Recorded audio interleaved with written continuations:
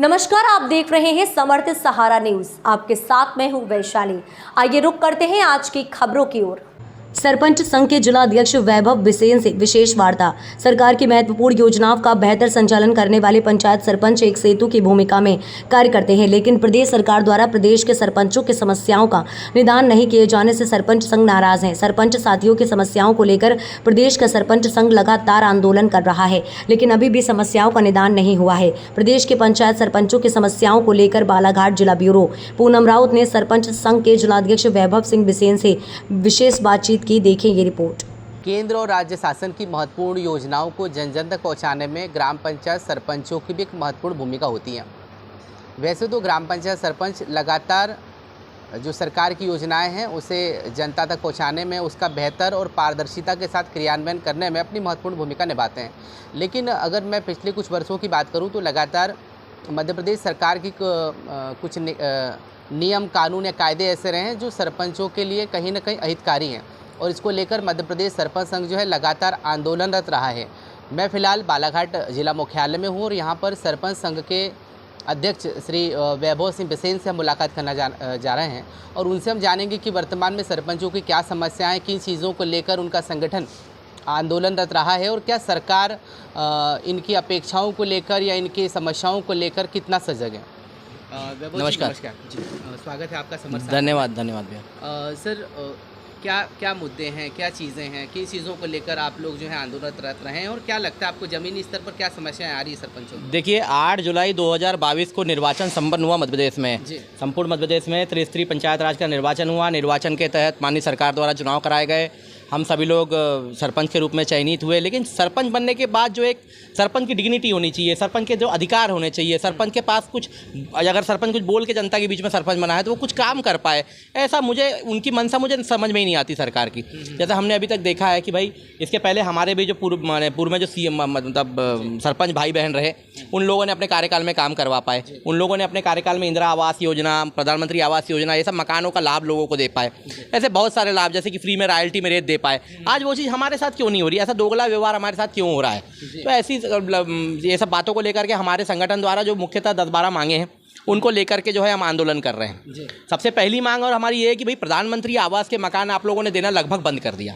उसके बाद आप प्रधानमंत्री आवास के नामों को, नए नामों को जोड़ भी नहीं रहे। फिर आपने योजना लाई कि हम लाडली बहना आवास देंगे। लाडली बहनाओं को आपने लाभ देना शुरू किया। बहुत अच्छी योजना है, नेक योजना है, पावन योजना है। लेकिन उसके अंतर्गत जब आपने बहनों से वादा किया कि आप बहनों को मकान देंगे, तो वो मकानों के लिए वेट कर रहे हैं। अब वो आकर के सीधे मुख्यमंत्री तक तो जा नहीं सकते, सीएम विधायक संसद तक के जा नहीं सकते। आता व्यक्ति सरपंच के पास, ये क्रियान्वयन एजेंसी सरपंच होती है, वो सरपंच को बोलते हैं, सरपंच के बाद उसके लिए कोई जवाब नहीं है। आप बोल रहे हैं भी हम कभी अभी अपडेट करेंगे, सूची आ जाएगी। कभी बोल रहे हैं हमने 3000 करोड़ आवंटित कर दिया, कभी बोल रहे हैं हमने 4000 करोड़ आवंटित कर दिया। अरे आप 4 मकान नहीं दे पा रहे हैं। इसके बाद में जो रॉयल्टी की बात मैं कर रहा हूँ, पूरा भू माफिया, पूरा रेत माफिया सक्रिय है। सिर्फ बालाघाट जिले में नहीं, संपूर्ण मध्य प्रदेश में सक्रिय है। उसकी वजह से आप जो निराश्रित लोग हैं, जिनका कोई आसरा नहीं है, जो फ्री में रॉयल्टी के अधिकार रखते हैं कि उनको फ्री में उनके गांव की रेत दी जाए, कम से कम जिन गांव में रेत है, जिन गांव में खनन हो रहा है, उन गांव के लोगों को तो दो। आप वो भी नहीं दे पा रहे हो। अन्य गाँव की तो आप बात ही दूर दूर तक छोड़ दीजिए। आज हम देखिए, आज नगर मुख्यालय में अगर प्रधानमंत्री आवास बन रहा है तो वहाँ आप 2.5 लाख रुपये दे रहे हैं। नगर मुख्यालय से लगी पंचायत, मेरी गर्रा पंचायत पहली पंचायत पड़ती 1 किलोमीटर बाद शहर है। कोसमी पंचायत, भरवेली पंचायत, ये तमाम ऐसी पंचायतें हैं जो नगर से लगी हुई है। वहाँ आप 1.5 लाख रुपए दे रहे हो, तो ये माँ और मौसी का प्रेम वाली बात हो गई। भाई यहाँ जो दिहाड़ी मजदूरी है वहाँ शहर में भी वही है। यहाँ जो रेट सीमेंट का है वहाँ वही है। यहाँ जो रेत का रेट है, लोहे का रेट है, वही शहर में। तो वहाँ पे 2.5 लाख और यहाँ पे 1.5 लाख, ये कहाँ की नीति है? पहले तो ये विसंगति दूर होना चाहिए, सभी लोगों को एक रेट मिलना चाहिए। फिर मनरेगा में जो आप लोगों ने किया कि मनरेगा में पहले ऐसा होता था कि सरपंच 15 लाख तक के काम कराने के लिए मतलब फुल फ्लैश में पावरफुल होता था। वो अपने गांव में योजना बनाता था, जीपीडीपी में उस योजना को डालता था, एनुअल प्रोजेक्ट में डालता था, प्रस्ताव में पारित करता था, और उसका टीएस करवाता था जनपद से, और एएस स्वयं करता था। फिर माननीय तत्कालीन सीएम हमारे आदरणीय शिवराज साहब ने बोला कि 25 लाख का अधिकार हम सरपंच को देंगे। आज तक पूरे मध्य प्रदेश में मैं बताऊंगा, किसी सरपंच ने, पूरे 23,012 सरपंचों में से एक भी ग्राम पंचायत का सरपंच ऐसा नहीं है जिसने 25 लाख रुपए का एएस किया हो, प्रशासकीय स्वीकृति दी हुई। झूठ, फरेब, टोटल झूठ। मैं किसी पार्टी की विद्रोही वाली बात नहीं कर रहा हूँ, ना मैं कांग्रेस का समर्थन कर रहा हूँ, ना मैं भारतीय जनता पार्टी का विरोध कर रहा हूँ। मेरे कहने का मतलब, एक बहुत अच्छा नेतृत्व करते थे वो, एक बहुत अच्छा नेतृत्व करता है अभी हमारे वर्तमान के मुख्यमंत्री माननीय मोहन यादव जी। मैं उनसे हमारे बालाघाट के उस समय के तत्कालीन सांसद माननीय प्रहलाद सिंह पटेल जी, जो आज मध्य प्रदेश का सबसे बड़ा सरपंच के पद पे बैठे हैं, पंचायत मंत्री, मतलब हम सभी सरपंच उनको अपना मुखिया सम्राट मानते हैं। अगर हमारे सम्राट जो कि मेरे ही जिले के थे, अगर वो हमारी पीड़ा नहीं समझ पाएंगे, वो एक टेक्निकली एकदम मतलब सुलझे हुए व्यक्ति हैं, एक अच्छा नेतृत्व करते हैं। कई सालों से मैं उनको देख रहा हूँ, उनको फॉलो कर रहा हूँ, और वो व्यक्ति बहुत बढ़िया नेतृत्व करते हैं। लेकिन उनके रहते में भी अगर ये हमारे साथ दुर्दशा हो रही सरपंचों के साथ, तो फिर ये विडम्बना है हमारे लिए बहुत बड़ी। अभी क्या लगता है बीच में हमारी बहुत सारी मांगे रही हैं, सबसे और बहुत मूलभूत मांगे रही हैं, लोगों को लेकर रही है। हमारा कोई निजी स्वार्थ नहीं रहा। हमने ये नहीं कहा कि हमको तनख्वाह बढ़ा दो, हमें हमारे कोई आर्थिक लाभ दे दो। हम ये कह रहे हैं, ट्राइबल क्षेत्र की बहनें, आप उनको महिला सशक्तिकरण के नाम पे कह रहे हो कि बहनों का जो मतलब बहनें अगर 50% आरक्षण प्राप्त करके सरपंच बन रही हैं, बीडीसी बन रही हैं, जिला परिषद सदस्य बन रही हैं, तो उन लोगों को आप उतनी फैसिलिटीज़ भी दीजिए। मेरी निजी तौर पे भोपाल में अभी आंदोलन हुआ 23 तारीख को, मैंने मांग रखा था कि तमाम मध्य प्रदेश की बहनों को एक एक्टिवा गाड़ी लेने के लिए 5वें वित्त आयोग से न्यूनतम 1 लाख रुपए की गाड़ी लेने के लिए अधिकार दिया जाए। वो गाड़ी का मालिक पंचायत रहेगी, उसका कर्ता धर्ता पंचायत रहेगी। अगर उसमें कोई टूट फूट या जैसे कि बाकी सामग्रियों की जवाबदारी पंचायत हैंडओवर टेक ओवर के समय अगले निर्वाचित सरपंच को देता है, उसी तरीके से वो भी देगी। और प्रतिदिन 1 लीटर पेट्रोल डालने का अधिकार उस सरपंच को दिया जाए, ताकि उससे ठेकेदारी प्रथा पे रोक सके। होता क्या है, ट्राइबल क्षेत्र में ठेकेदार आते हैं, बैठो सरपंच साहब, चलो सरपंच साहब, दिशा दशा खराब रहती है, व्यवस्थाएं रहती नहीं, आने जाने की सुविधाएं नहीं रहती, सरपंच चला जाता है, महिला चले जाती है। फिर आप उस पर दबाव डालते हो कि आप पति को लेके क्यों आ गए, देवर को लेके क्यों आ गए, आप स्वयं क्यों नहीं आए, उनके ऊपर कार्रवाइयाँ होती है। तो ये सब कार्रवाइयों पर रोक भी लगाना चाहिए। महिला सशक्तिकरण बढ़ेगा, महिला खुद से जो है अपने स्वयं के काम कर पाएंगी। ये एक मेरी निजी मांग थी पूरे मध्य प्रदेश के बहनों के लिए, कि सभी बहनों को एक वाहन और वाहन को चलाने के लिए नियमित रूप से प्रतिदिन का पेट्रोल मिलना चाहिए। इसके अलावा रेत की रॉयल्टी हर एक व्यक्ति को कम से, इन्हें बोल रहे हैं कि 10 घन मीटर रेत देंगे, तो 10 घन मीटर रेत पूरे गाँव में देने की बात कर रहे हैं। पूरे गाँव में 2.5 ट्रैक्टर रेत में क्या होगा? कम से कम एक हितग्राही जो प्रधानमंत्री आवास का मकान बनाने जा रहा है, अगर आप सूची भेज रहे हैं तो उसके सूची आने के पहले सरपंचों को उतने मकानों के लिए लगने वाली रेत की फ्री रॉयल्टी दी जाए। चलिए आप एसओआर में रेत को जो अगर हमारा कोई काम है, कंस्ट्रक्शन का काम कर रहे हैं, उस पर एसओआर में रेत का रेट जुड़ा हुआ है, तो आप मत दीजिए ना पैसा। अच्छा वैभव जी, जब आप भोपाल गए, आप लोगों का आंदोलन हुआ, तो इसको लेकर क्या सरकार का क्या सशक्त बनाने के लिए, महत्वपूर्ण अधिकार देने के लिए क्या सरकार की तरफ से बेहतर प्रयास किए जा रहे हैं? आपको लग रहा है कि कहीं ना कहीं हनन हो रहा है सरपंचों के अधिकार को लेकर? ग्राम स्वराज और पंचायती राज का गठन ही सत्ता के विकेंद्रीकरण के लिए किया गया था, जिससे कि छोटे जनप्रतिनिधियों को भी ऐसे अधिकार प्राप्त हो सकें। और 73वें और 74वें संशोधन को आप पढ़िए, उसमें स्पष्ट है कि आप भाई जो अधिकार आपको दिए जा रहे हैं उसका क्रियान्वयन होते ही आप जनता को डायरेक्ट लाभ पहुंचा सकें।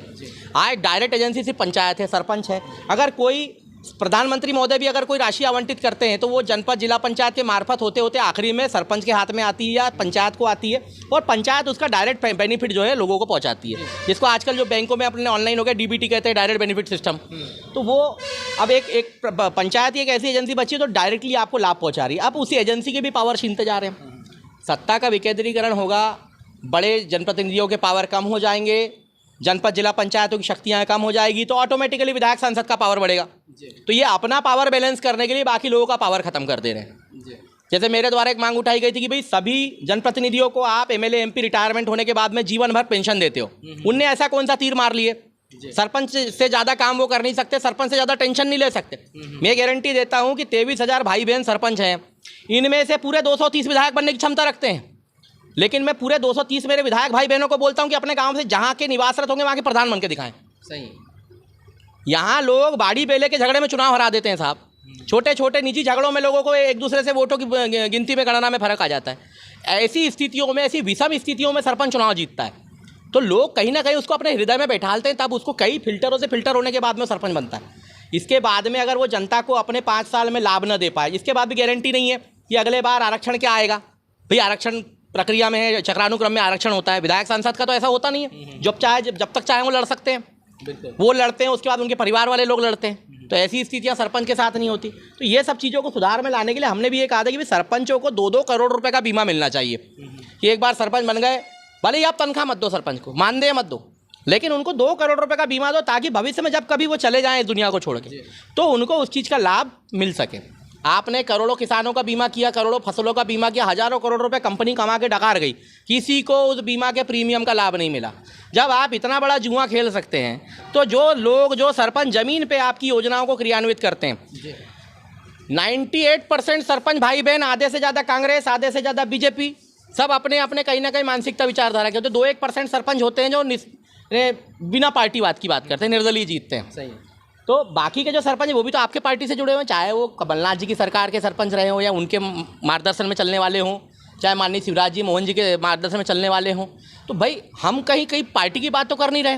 कमल या पंजा या कोई बी फार्म लेके तो हम चुनाव लड़ते नहीं हैं। हम तो सादे सिंपल चश्मा, गिलास, नारियल का पेड़, हैंडपम्प, ये सब चुनाव चिन्ह में चुनाव जीतते हैं। चाहे वो सरपंच हो, चाहे हमारा कोई जनपद सदस्य भाई हो, चाहे जिला पंचायत सदस्य कोई भाई बहन हो, ये सभी लोग अपने व्यक्तिगत पहचान से, व्यक्तिगत पकड़ से और व्यक्तिगत इमेज की वजह से चुनाव जीतते हैं। अगर ये लोग अपने लोगों को लाभ नहीं पहुंचा पा रहे हैं और सरकार अगर इनका इतना काम होने के बावजूद, इतना उनसे काम लेने के बाद उनको अगर जरा बहुत रियायत नहीं दे पा रही, कि उनके जीवन को सुरक्षित नहीं कर पा रही, तो फिर क्या मतलब है ऐसी स्थितियों का, ऐसी सरकार का। जी, अभी आपने कहा कि सरपंच कहीं ना कहीं मानसिक रूप से परेशान भी रहते हैं, बिल्कुल बिल्कुल रहते हैं जी। तो आपको क्या लगता है किस तरह जो है सरकार मदद कर सकती है सरपंचों की? सरकार को सबसे बड़ी तो पहले मदद उनको ये करना चाहिए कि भाई चलो आज आप एक काम करो, आप सभी सरपंचों को मत दो, आर्थिक दृष्टिकोण के हिसाब से सरपंचों के एफिडेविट चेक कर लो, उनकी अर्थव्यवस्थाएं चेक कर लो। जो वास्तविकता में निचले तबके में आते हैं, आर्थिक रूप से कमजोर सरपंच जिन्होंने अपने एफिडेविट के समय बताए हो, चुनाव का फार्म भरते समय, उनको छांट लीजिए। कितने देर का काम है, सब डेटाबेस में फीड है।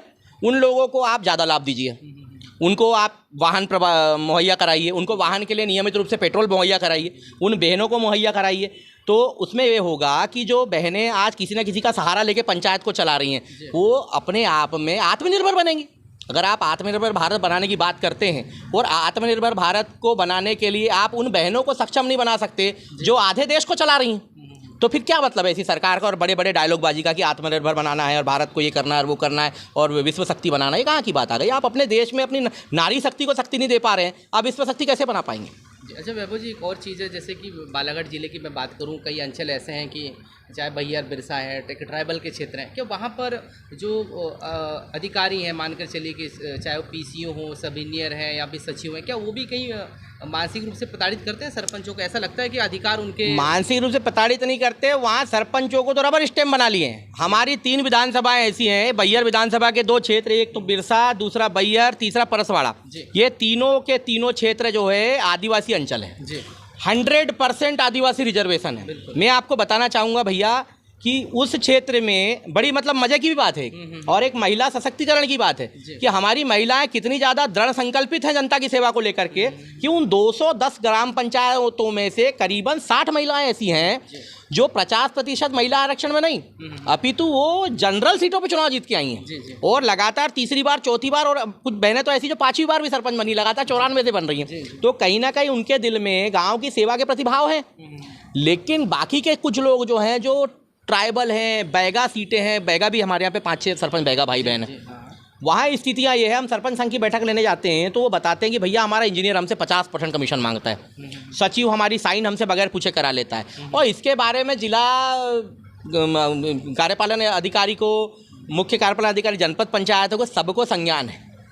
लेकिन कोई इस पर कुछ नहीं बोलना चाहता क्योंकि सब के सब जो है माल खाने में खुश हैं।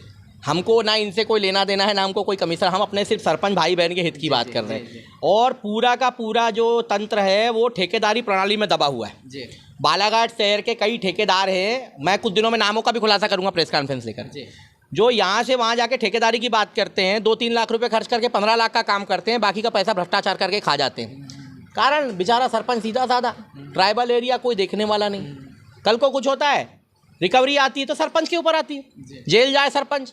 तो पिछले 2 साल में जब से मैं संगठन का अध्यक्ष बना हूँ और हम लोगों ने संगठन को एक किए हैं, हमारे पुराने अध्यक्ष जी का भी हमको बहुत सपोर्ट रहा है इसमें। हमारे पुराने अध्यक्ष जीतू राजपूत जी थे। कार्यपालन अधिकारी को, मुख्य कार्यपालन अधिकारी, जनपद पंचायतों को, सबको संज्ञान है। लेकिन कोई इस पर कुछ नहीं बोलना चाहता क्योंकि सब के सब जो है माल खाने में खुश हैं। हमको ना इनसे कोई लेना देना है, ना हमको कोई कमीशन, हम अपने सिर्फ सरपंच भाई बहन के हित की बात कर रहे हैं। और पूरा का पूरा जो तंत्र है वो ठेकेदारी प्रणाली में दबा हुआ है।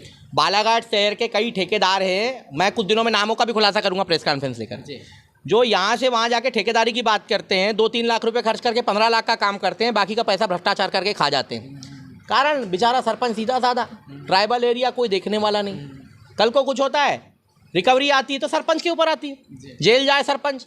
तो पिछले 2 साल में जब से मैं संगठन का अध्यक्ष बना हूँ और हम लोगों ने संगठन को एक किए हैं, हमारे पुराने अध्यक्ष जी का भी हमको बहुत सपोर्ट रहा है इसमें। हमारे पुराने अध्यक्ष जीतू राजपूत जी थे, आलेजरी सरपंच, उन्होंने भी उनका बहुत मार्गदर्शन रहा। हमारे वरिष्ठ सरपंच गौरीशंकर मोहारे जी 5 बार के सरपंच हैं। आनंद बिसेन जी हमारे संगठन के सचिव हैं, वरिष्ठ लॉयर हैं। और ऐसे बहुत ज़्यादा मतलब सुलझे हुए सरपंच, पुष्पेंद्र देशमुख जी हैं, बहुत सुलझे हुए सरपंच हैं। कुछ सरपंच तो ऐसे हैं जो विधायक सांसद लेवल के लोग हैं, लेकिन सरपंच बने बैठे हैं। तो ऐसे लोगों का हमको बहुत इस हमारे संगठन को संरक्षण है। इसकी वजह से आज हम अपने क्षेत्र में जो आदिवासी क्षेत्र के सरपंच भाई बहन हैं, उनको पूरा संरक्षण दे पा रहे हैं और ये ठेकेदारी प्रणाली को ख़त्म करने में हम बहुत तेज़ी से आगे बढ़ रहे हैं। और आपको बता दूं, मैं जब से सरपंच संघ हमारा एक्टिवेट हुआ है पिछले लगभग 1.5 साल में, एक सवा साल लगभग हो गया, जब हमने बहुत तेज़ी पकड़ी है। माननीय विधायक जी के संज्ञान में बातें लाए हमने, संजय भैया के, उन्होंने भी कार्रवाइयाँ करी।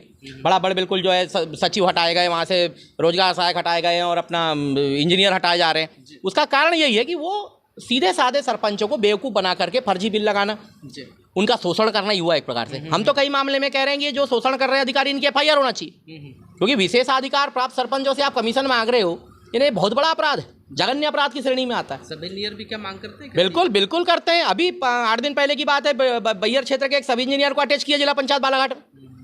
आप नाम पता करवा लीजिएगा जिला पंचायत जाकर के। हमारी शिकायत थी, सरपंच संघ की शिकायत थी, बैयर में बैठक हुई, आदरणीय विधायक जी ने उसको फिर तत्काल यहाँ वहाँ से हटवाया गया। क्या है, बहुत ज़्यादा घना जंगल एरिया है, अंदर में गांव हैं, लोग पहुंच नहीं पाते, साधन संसाधन की कमी है, सरपंचों के पास वाहन नहीं है, गाड़ी बसों का जो आवागमन नहीं है, ट्राइबल क्षेत्र नक्सल क्षेत्र होने की वजह से। तो ये सब चीज़ों को बढ़ावा देने के लिए, उनको प्रोत्साहित करने के लिए मेरी तो ये मांग रही है सरकार से हमेशा कि उनको सबसे पहले तो वाहन उपलब्ध कराओ, सबसे बेसिक नीड है वो। उसके बाद में एक चीज़ के ऊपर अपन आगे बढ़ेंगे। हमारे टीवी चैनल के माध्यम से सरपंच जो हैं जिले के, अगर मैं जिले के सरपंच बात करूं, उनके लिए क्या संदेश देंगे? कई बार शोषित होते हैं, कई बार अधिकारी जो है उनको दबाने का प्रयास करते हैं, तो ऐसे सरपंचों को क्या कहेंगे? क्या उनके लिए कोई मेरा सभी भाई बहनों से एक ही अनुरोध है, मैं अपने सरपंच संघ की बैठकों में भी यही बात बोलता हूं कि सरपंच एकता जिंदाबाद, सरपंच संघ जिंदाबाद। हम जब तक एक रहेंगे, अपने शक्ति पे अटल रहेंगे, तब तक हमें ना ही कोई गुमराह कर पाएगा, ना हमें हमारा कोई शोषण कर पाएगा। सरपंच शक्तिशाली पद होता है, सरपंच अपने आप में एजेंसी होती है, अपने गांव की ग्राम सरकार होती है। सरपंच अगर चाहे तो गांव को विकास के चहुमुखी नहीं 8मुखी दिशाओं की ओर ले जा सकता है, 8 दिशाओं में विकास कर सकता है, अगर सरपंच की इच्छा शक्ति हो तो। और सरपंच को डरना नहीं है। आपके चैनल के माध्यम से मैं बताना चाहूँगा कि ये देश भारत बाबा साहब भीमराव अम्बेडकर के लिखे हुए संविधान पे चलता है। इस देश में संविधान ही सब कुछ है, सर्वोपरि है। इस देश में अगर आपको जीना है, सम्मान से जीना है, निडरता से जीना है, तो आप संविधान को पढ़ो, संविधान के बारे में पढ़ो, धाराओं को पढ़ो। मैं अपने सरपंचों से हमेशा बोलता हूँ कि आप पढ़ो अपना, हमारे जो उसमें लिखा है पंचायत राज अधिनियम में जो चीज़ें लिखी, बातें लिखी, बातों को पढ़ो, तो आपको ना कोई अधिकारी डरा पाएगा, ना ही कोई आपका बड़ा नेता डरा पाएगा, ना ही आप शोषित हो पाएंगे।